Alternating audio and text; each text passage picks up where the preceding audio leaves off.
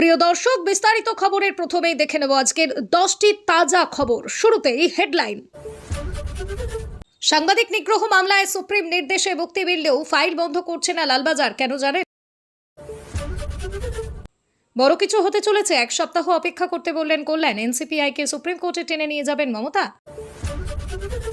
কথা রাখলো মোদী সরকার, ওয়াকআউটের মধ্যেই লোকসভায় পাশ প্রশ্ন ফাঁস বিরোধী বিল। বঞ্চনার 3 বছর, ডাবল ইঞ্জিনে 80,000 সরকারি স্কুলে 296 কোটি বরাদ্দ, বড় ঘোষণা শুভেন্দুর। পাশে তৃণমূল কেন? বিজেপির বি টিম লিখুন। শর্মিলাকে তুলোধনা মহুয়ার। কোন যুক্তিতে দিল্লির আন্দোলনকারীদের উপর ছড়া গুলি ছোড়া হয়েছিল? সিআরপিএফ এর তদন্তে উঠে এলো চমকে দেওয়ার মতো তথ্য। নিয়োগ করেছিলেন মমতা, এবার বড় সিদ্ধান্ত রাজীব কুমারের স্ত্রীর। 32,000 কোটি টাকার দুর্নীতি আমফানে ক্যাগ রিপোর্ট সামনে আসতেই শোরগোল। জনগণের সমমর্যাদা, বন্দে মাতরমের অপমানেও এবার জেল, রাজ্যসভায় পাশ সংশোধনী বিল। 7 বছর আগে ব্যান্ডেল স্টেশনে তৃণমূল নেতাকে গুলি করে খুন, 7 জনকে যাবজ্জীবন দিল আদালত।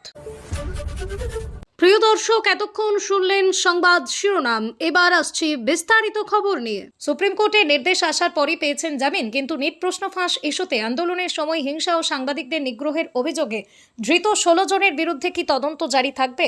এই 16 জনের মধ্যেই যাদের ক্রিমিনাল রেকর্ড রয়েছে তাদের কি হবে? তাদের বিরুদ্ধে কি কঠোর পদক্ষেপ করতে পারবে পুলিশ? সাংবাদিকদের অভিযোগ নিয়ে কি তদন্ত চলবে? কি বলছেন আইনজীবীরা? গত 24শে জুলাই নিট প্রশ্ন ফাঁস ইস্যুতে ককরোচ জনতা পার্টি আর বামপন্থী ছাত্র সংগঠনগুলির আন্দোলনে হিংসা ছড়ায় ধর্মতলায়। আক্রান্ত হন সাংবাদিকরাও। হিংসা ও সাংবাদিকদের উপর হামলায় কলকাতা পুলিশ স্বতঃপ্রণোদিত হামলা করে। তেমনই আক্রান্ত সাংবাদিকরাও পুলিশে অভিযোগ দায়ের করেন। তদন্তে নেমে মোট 16 জনকে গ্রেপ্তার করে পুলিশ। এরপর গতকাল সুপ্রিম কোর্ট নির্দেশ দেয়, দেশজুড়ে নিট আন্দোলনে পড়ুয়াদের বিরুদ্ধে কোনো কঠোর পদক্ষেপ করা যাবে না। যাদের কোনো ফৌজদারি রেকর্ড নেই কিংবা যারা অপ্রাপ্তবয়স্ক তাদের মুক্তি দিতে নির্দেশ দেয় শীর্ষ আদালত। তবে যাদের অপরাধের রেকর্ড রয়েছে তারাই সুরক্ষা পাবেন না বলে শীর্ষ আদালত স্পষ্ট করে দেয়। ছাত্র আন্দোলনের ঘটনায় কেন্দ্র এবং 7টি রাজ্যের থেকে রিপোর্ট তলব করেছে সুপ্রিম কোর্ট। তার মধ্যে রয়েছে পশ্চিমবঙ্গ। সুপ্রিম কোর্টের এই নির্দেশের পরই ব্যাংকশাল আদালত ধর্মতলা কাণ্ডে ধৃত 16 জনের জামিন মঞ্জুর করেন।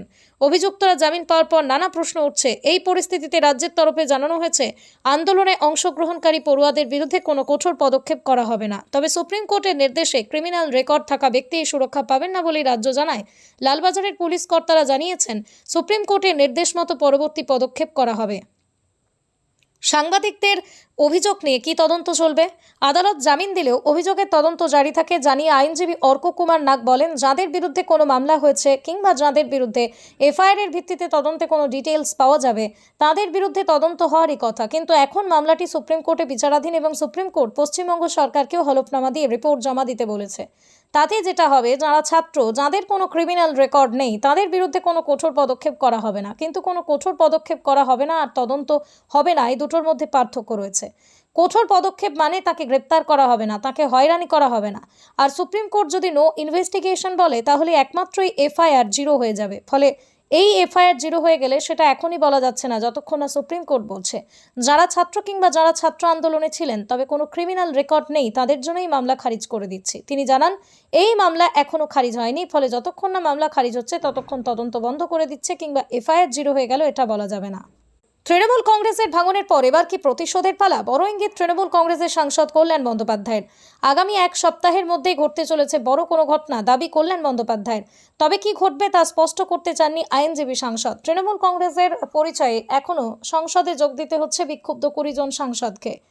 এনসিপিআই দল এখনও স্পিকার ওম বিড়লার কাছ থেকে মান্যতা পায়নি, তাই গতকাল তৃণমূল পরিচয়ে এনডিএ বৈঠকে যোগ দিতে হয়েছে 20 সাংসদকে। এবার এই 20 জন বিক্ষুব্ধ সাংসদের নিয়ে বড় সিদ্ধান্ত নিতে পারে তৃণমূল। এনসিপিআই দল নিয়ে লোকসভার স্পিকার সিদ্ধান্ত জানানোর আগে সুপ্রিম কোর্টে যেতে পারে তৃণমূল কংগ্রেস, এমনটাই ইঙ্গিত দিলেন কল্যাণ বন্দ্যোপাধ্যায়। এখনই সুপ্রিম কোর্টে যাওয়া উচিত বলে অভিষেকের কাছে আবেদন করেছেন কল্যাণ। মমতা অভিষেকের তরফে সবুজ সংকেত এলেই এনসিপিআই এর বৈধতা তথা 20 জন সাংসদের দলত্যাগ বিরোধী আইন লাগু হওয়ায় বিষয় নিয়ে সুপ্রিম কোর্টে মামলা দায়ের হতে পারে। এনসিপিআই সাংসদদের এনডিএ বৈঠকে যোগ দেওয়া নিয়ে তৃণমূল কংগ্রেস সাংসদ কল্যাণ বন্দ্যোপাধ্যায় বলেন, এরা গাদ্দার। পশ্চিমবঙ্গে একসঙ্গে এতজন গাদ্দার জন্ম নেয়নি আগে। মির্জাফর একজন বেঈমান ছিল। এখানে 20টা গাদ্দার। সুপ্রিম কোর্টে এটা নিয়ে সিদ্ধান্ত হবে। যেদিন থেকে ওরা এনসিপিআইতে গিয়েছে সেদিন থেকেই ডিফেকশন লাগু হয়ে গিয়েছে। সুপ্রিম কোর্টে যাওয়ার জন্য পরামর্শ দিয়েছি আমি। দল যদি সিদ্ধান্ত নেয় ওরা ডিফেক্টেড এমপি, তাই ওরা কোথায় মিটিংয়ে গিয়েছে যাই আসে না। এরা তো 20 জন সাংসদ, পশ্চিমবঙ্গে এনসিপিআইয়ের 20 জন সাংসদও নেই। 20 জন মিলে একটা মিটিং ডাকতে পারেনি কলকাতায়। এরা সময় কাটানোর জন্য গিয়েছে, কেউ ঘুরে বেড়াচ্ছে, কেউ বড় বড় কথা বলছেন, কেউ বিশাল খুশি হাওয়াতে উঠছে। কিন্তু সংবিধান অনুযায়ী যেদিন থেকে ওরা গিয়েছে সেদিন থেকে আর মেম্বারশিপ নেই। বরং সুপ্রিম কোর্ট যদি সিদ্ধান্ত নেয় তাহলে সেটাই সিদ্ধান্ত হবে। 2/3 হিসেব হয় না, সেটা আসল পার্টি হয়ে গেলে। প্রসঙ্গত, প্রথম বৈঠকে ডাক না পেলেও সংসদে এনডিএর বড় মুক্তির পাশে বসেছেন কাকুলি ঘোষ দস্তিদার। স্পিকারের কাছে আর্জি নিয়ে কল্যাণ বলেন, স্পিকার সিদ্ধান্ত নেননি বলেই তো আমরা বসে থাকতে পারি না। আমি তাই পরামর্শ দিয়েছি যে সুপ্রিম কোর্টে যান। এবার আমাদের দলের তো বড় বড় আইনজীবী আছে, তারা সিদ্ধান্ত নেবেন। 21শে জুলাইয়ের পরও বিদ্রোহী সাংসদ বিধায়কদের জন্য দরজা খোলা আছে কিনা সেই প্রশ্নে কল্যাণ বলেন, আগামী সপ্তাহের পরই আশা করি একটা কিছু দেখতে পাবেন। অভিষেক বন্দ্যোপাধ্যায়ের সঙ্গে কথা না হলেও তিনি টেক্সট করেছিলেন বলেই জানান কল্যাণ। তার জবাবে কল্যাণ পরামর্শ দেন যে তৃণমূলের সুপ্রিম কোর্টে যাওয়া উচিত। বিরোধিতা ছিল, বিল পেশের পর সুর চড়িয়েছিলেন বিরোধীরা। তবে এত কিছুর মধ্যেই লোকসভায় পাশ হয়ে গেল পাবলিক এক্সামিনেশন অ্যাক্ট 2024 সংশোধনী বিল। জানা গিয়েছে বিলটি ধ্বনি ভোটে পাশ হয়েছে সংসদের নিম্নকক্ষে। উল্লেখ্য, সোমবার পেশ হয়েছিল বিলটি। দিন দুয়েক আলোচনা হয় বিলটি নিয়ে। তবে বিরোধীদের দাবি সত্ত্বেও প্রধানমন্ত্রী নরেন্দ্র মোদী এই বিলের আলোচনায় অংশ নেননি। বুধবার এই বিল নিয়ে আলোচনার সময় রীতিমতো উত্তপ্ত হয়ে ওঠে সংসদ। লোকসভার বিরোধী দলনেতা রাহুল গান্ধী দাবি করেন, দিল্লিতে প্রতিবাদরত পড়ুয়াদের প্রতি পুলিশের আচরণ নিয়ে বিবৃতি দিতে হবে কেন্দ্রীয় স্বরাষ্ট্রমন্ত্রী অমিত শাহকে। কিন্তু এদিন লোকসভায় উপস্থিত ছিলেন না স্বরাষ্ট্রমন্ত্রী। রাহুলের এহেন মন্তব্যের পরই লোকসভায় ভোটাভুটি শুরু হয়। ধ্বনি ভোটের মাধ্যমে সিদ্ধান্ত গ্রহণের মধ্যেই বিরোধীরা ওয়াকআউট করেন। শেষ পর্যন্ত বিল পাশ হয়ে যায়। কয়েকদিনের মধ্যেই তা পেশ হবে রাজ্যসভায়। প্রসঙ্গত, গত 23 মে ডাক্তারি সর্বভারতীয় পরীক্ষা হয়।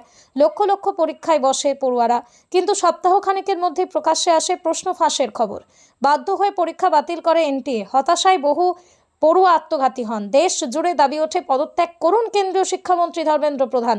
সর্বোচ্চ বিলে পাশ হয়েছে যে দোষীদের 3 থেকে 5 বছরের জেল, সর্বোচ্চ 10 লক্ষ টাকা জরিমানা, এসব ব্যক্তির শাস্তির ব্যবস্থা থাকবে।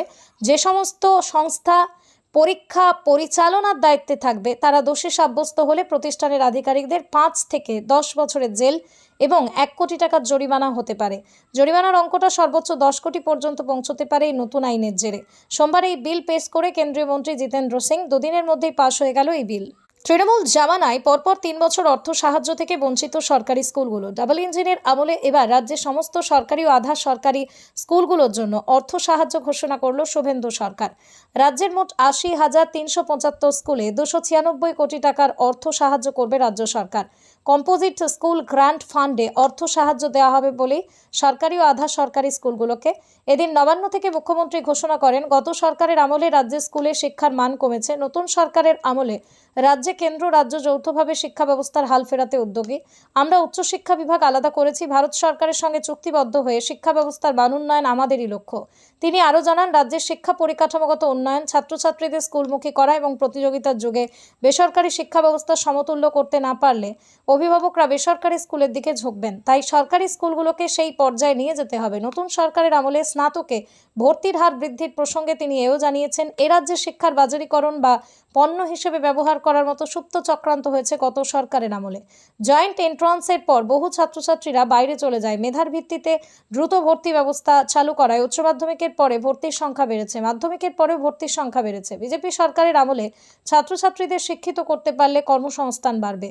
তিনি জানান, পশ্চিমবঙ্গের শিক্ষা পোর্টালে সরকারি স্কুলগুলোতে অডিও ভিজুয়াল শিক্ষা দীক্ষা প্ল্যাটফর্মে প্রশিক্ষকদের প্রশিক্ষণ, 3 লক্ষ শিক্ষক দীক্ষা পোর্টালে নথিভুক্ত হয়েছেন ইতিমধ্যেই। 1000 মাধ্যমিক উচ্চ মাধ্যমিক স্কুলে অটল ল্যাবরেটরি, 800 স্কুলকে পিএমএশ্রী আওতায় আনা হবে। পাশাপাশি প্রান্তিক এলাকায় স্কুলগুলিতেও সোলার প্যানেল, 100% বিদ্যুৎ, গ্যাসে মিড ডে মিল রান্না, শৌচালয় নির্মাণ, পানীয় জল, সরকারি স্কুলে ফ্যান দেওয়ার কর্মসূচিগুলি সম্পন্ন করবে সরকার। হাতে সাংসদ রয়েছেন গুটি কয়েক। প্রাক্তন মুখ্যমন্ত্রী মমতা বন্দ্যোপাধ্যায়ের কথা হচ্ছে। তাঁর দলের হয়ে জিতে আসা 20 জন সাংসদ ইতিমধ্যে বিক্ষুব্ধ শিবিরে নাম লিখিয়েছেন।